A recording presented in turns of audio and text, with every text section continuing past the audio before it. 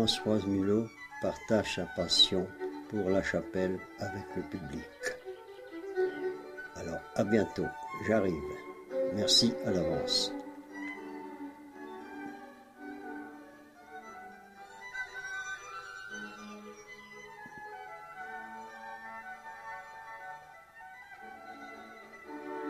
Et me voilà de retour au collège de Saint-Thomas d'Aquin.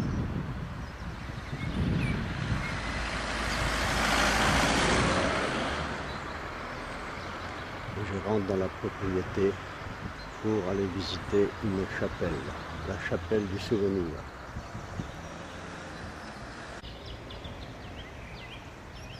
C'est par ici qu'est cachée cette petite chapelle.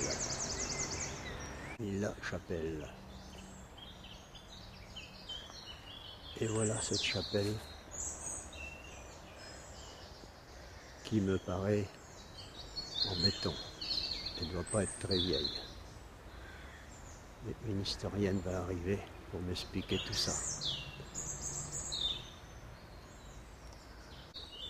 Elle me paraît quand même très grande. C'est comme une petite église.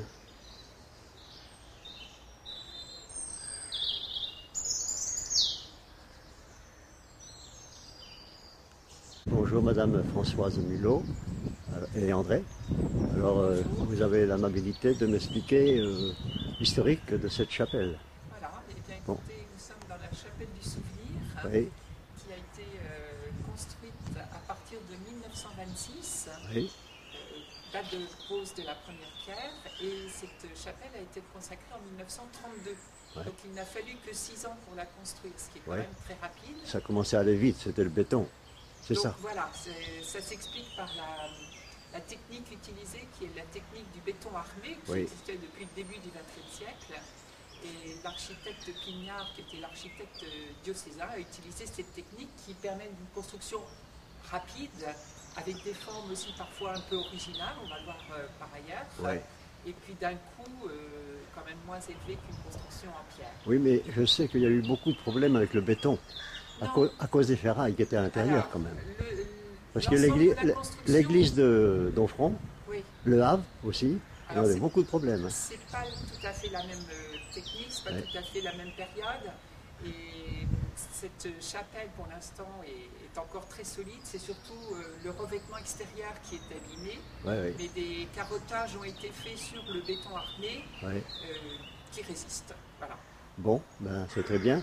Alors on rentre à l'intérieur maintenant sans doute. si vous voulez. Bon, ben, merci beaucoup, je vous suis. Vous ne faites pas d'interruption, si j'aurais dit autre chose. Alors je rentre dans cette chapelle qui, au premier abord comme ça, me paraît une merveille. C'est de toute beauté. Alors on continue par ailleurs, madame. Alors on va aller sur la tribune pour avoir une vue plongeante sur l'ensemble des décors de la chapelle et D'accord. sur l'orgue. Merci, je vous suis. Nous voilà arrivés sur la tribune.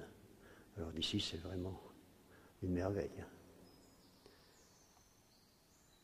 Alors, madame Mulot, vous avez des commentaires sur tout ça sans doute. Alors c'est effectivement de la tribune que l'on peut apprécier le décor complet de la chapelle.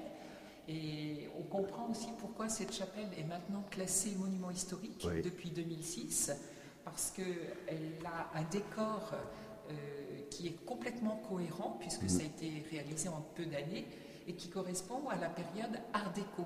Oui. Et que ce soit les vitraux, que ce soit les peintures, que ce soit les fresques, que ce soit le mobilier, tout est en style Art déco. Donc les services de l'État ont beaucoup apprécié cet intérieur et ont décidé de classer cette chapelle, qui est unique en Oui. Basse-Normandie par rapport à cette période Art déco. Oui. Voilà, alors par exemple pour les vitraux qui ont été réalisés par Louis Barillet, maître Oui. verrier des années 30, Oui. qui était très connu à l'époque et qui a travaillé avec les plus grands architectes, Oui. qui a aussi décoré énormément d'églises dans le nord et dans l'est de la France au moment de la reconstruction, on voit sa technique qui est celle, on va dire, des verriers du Moyen-Âge, c'est-à-dire qu'ils travaillent sur du verre coloré dans la masse Les formes sont découpées, assemblées avec du plomb et remis ensuite dans les grandes verrières. Ouais. Il n'utilise la technique de la peinture sur verre que pour les détails, c'est-à-dire pour les visages, pour les mains, pour les pieds, qu'on ne peut pas réaliser en découpe.